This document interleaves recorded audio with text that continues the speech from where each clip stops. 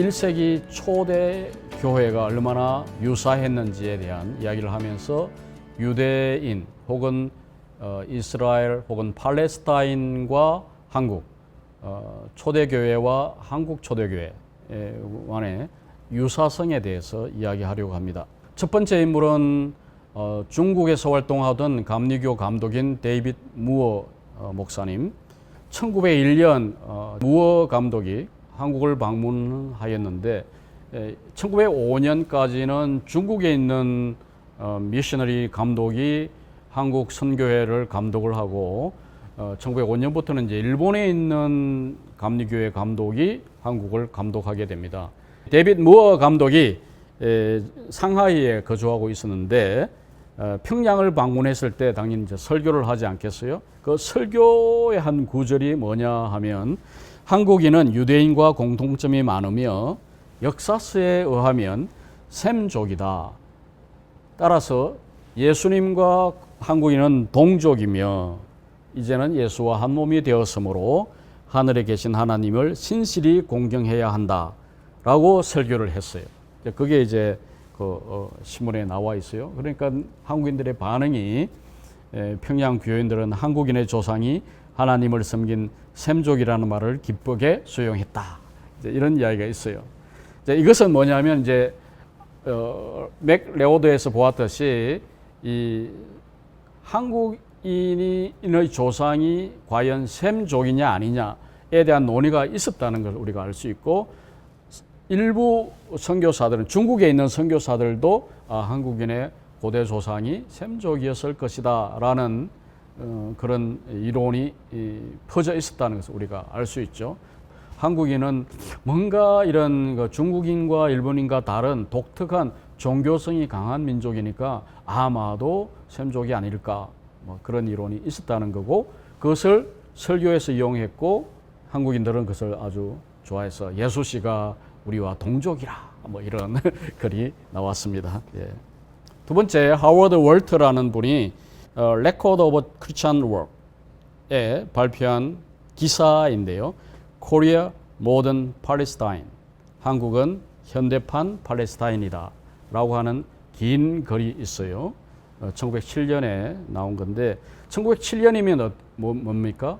우리가 대부흥이 일어나고 많은 외국인 교회 지도자들이 한국을 방문을 합니다. 그 성령의 역사가 일어나는 현장을 보기 위해서 많이 방문을 했는데 그 중에 이제 한 분인데, 이제 이분 이야기가 한국은 옛날에 팔레스타인처럼 열강에 둘러싸여 있어서 언제나 침략을 받고 그런 위기가 반복이 되는 과정에서 그것을 극복하기 위한 하나의 방안으로 엄청난 종교적 천재들이 많아서 한국인들은 그런 영성으로 그 위기를 극복해야 한다.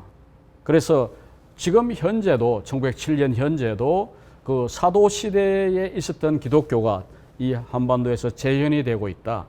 그래서 가장 도드라진 특징이 뭐냐면 한국 교회는 기도하는 교회다.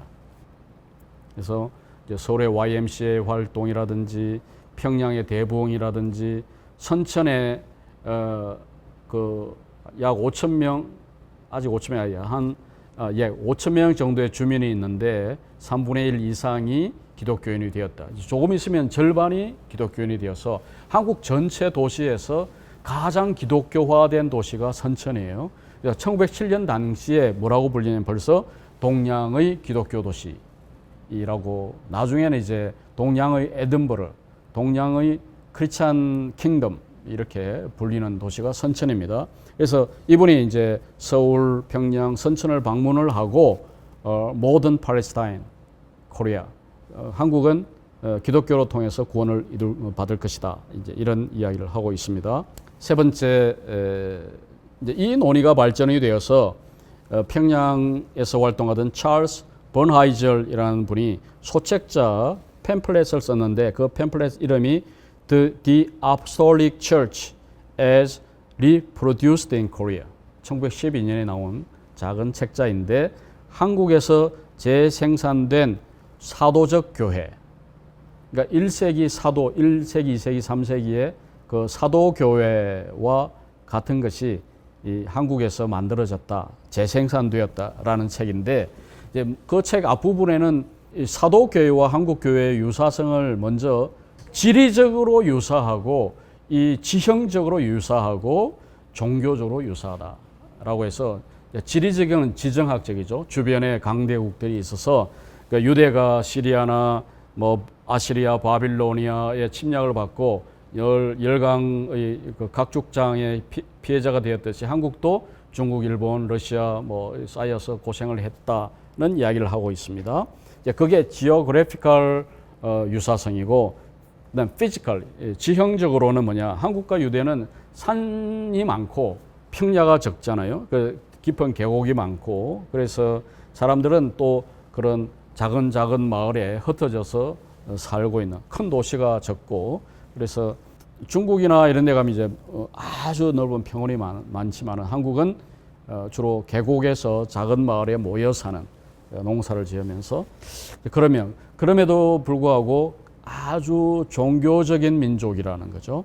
하나님과의 그 교제가 깊어진 유대인들처럼 한국인들도 그들의 그 상당한 관심이 종교에 있어서 결국 나라가 망해져가는 상황에서 기독교를 잘 수용한다라고 하는 그런 이야기를 이제 서론에 깔고, 그 다음 사도행전의 초기 교회와 지금 현재 1910년 전후의 한국 교회가 얼마나 또 유사하냐 해서 6가지 정도 이야기를 하는데, 역시 1번은 기도예요.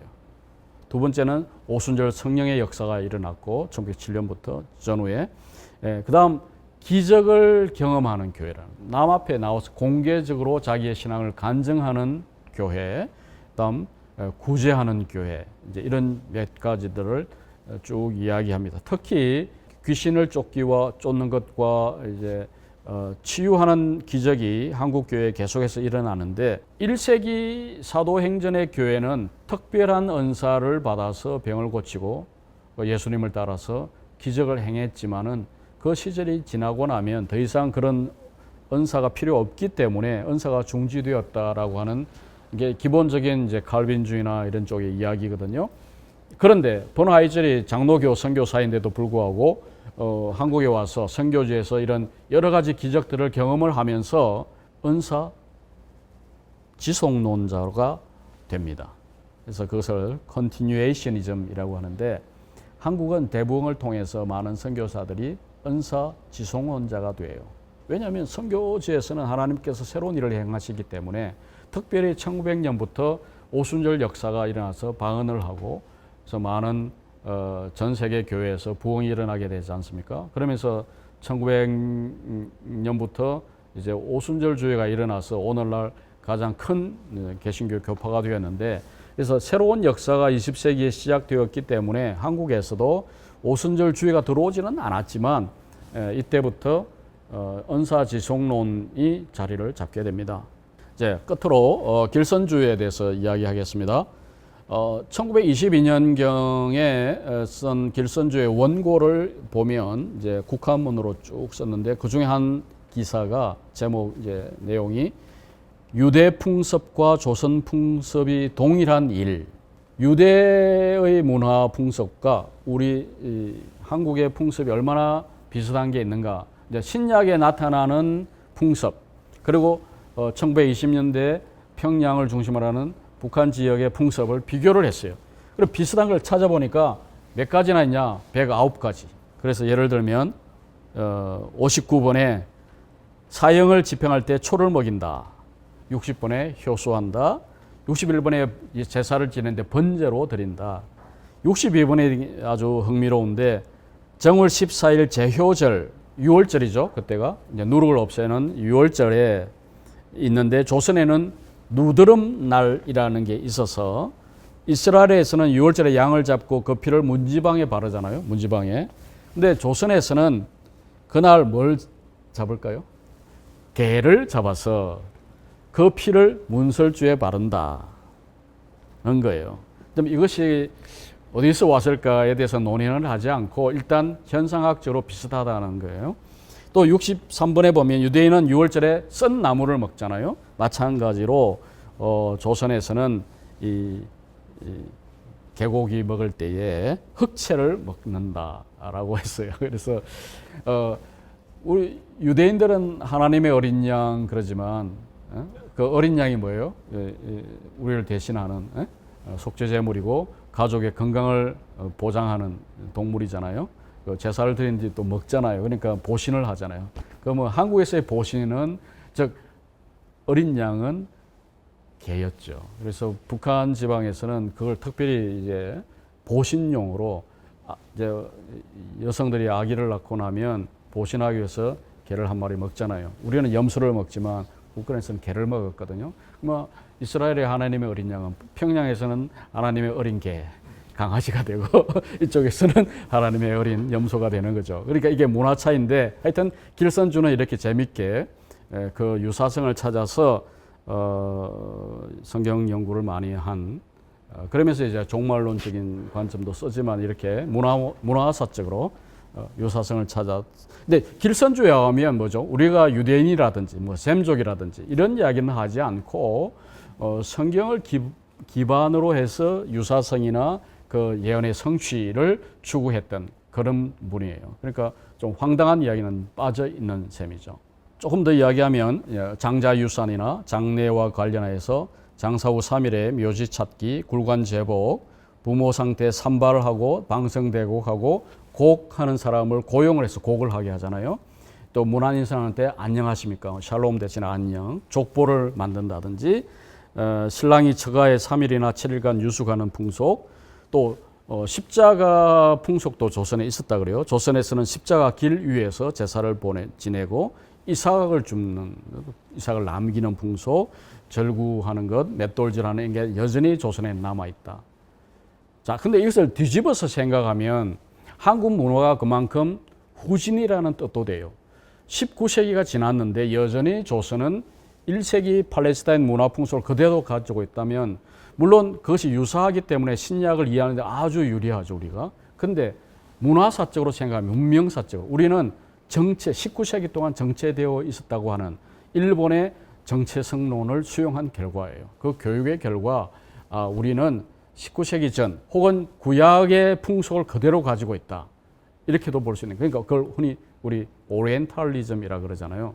그래서 오리엔탈리즘의 어떤 그 세례를 받아서 한국 문화를 후진으로 이해하는 그런 측면도 있다라고 할 수 있겠습니다. 지금까지 논의했던 것들을 어떻게 이해하고 있는지 첫 번째는 이제 한국인은 셈족이고 사라진 열지파가 우리의 고대 조상이다라는 이해에서 중요한 것은 그 배경에는 뭐가 있냐면 코리안 한국인은 선민이라고 하는 선민 의식이 있어요. 근데 우리는 선민이 아니에요. 흔히들 이제 무궁화나 봉황이나 꼬레야 또 아리랑 초선 피플 뭐 이런 이야기를 해야 하면서 우리는 하나님의 특별한 섭리를 받는 특별한 선민이라서 이 21세기에 특별한 사명이 있다라고 설교들을 하시는데 그렇지 않습니다. 모든 사람이 선민이고 모든 민족이 선민일 수 있는 거죠. 특별히 한국인만 그런 어떤 선민이 아니다라고 하는 이야기를 우리가 꼭 해야 될 것 같고 다른 한편으로는 그 한자가 바벨탑 후손들이 중국에 와서 창안했다라고 하는 그런 한자 창안설이 있습니다. 창조과학회 쪽에서 주장하는데 이것도 최근 연구, 갑골 문자 등을 연구해 보면 전혀 상관이 없는 이야기로서 사실 이 썰은 17세기 가톨릭 선교사 중에서 일파가 만든 이야기예요. 선교하기 위해서 만들어낸 하나의 도구인데 이것을 갑자기 21세기 한국의 일부 교인들이 받아들여서 책을 내고 하는데 저로서는 상당히 우려되는 그런 이론입니다. 선민 의식에 대해서 조금 더 이야기를 하면 한국인은 선민이 아닙니다. 한국인이 선민이라는 이 에트노센트리즘과 교만은 버려야 하는데요. 모든 하나님의 백성은 타자를 섬기기 위해서 부름받은 에클레시아, 즉 모든 민족이 에클레시아로서 부름을 받았기 때문에 이 평등의식이 필요한 것이지 우리가 특별한 존재라고 하는 그것은 결국은 차별이나 다른 사람을 깔보는 그런 의식으로 발전할 수 있습니다. 약소국이나 난민이나 이민이나 이런 분들에 대한 우리 서름을 많이 겪었던 코리안들이, 한국인들이 그들과 함께 연대하고 그들의 고통을 이해하는 마음을 가져야 되는 것이지, 우리의 부르심이 어떤 섬김을 위한 부르심이라는 것을 인식을 하고 역사적, 성경적 근거도 없는 말들을 너무 짜집기를 해서 우리의 자부심을 괜히 쓸데없이 높이는 그런 일은 좀 지양해야 된다, 그렇게 생각합니다. 감사합니다.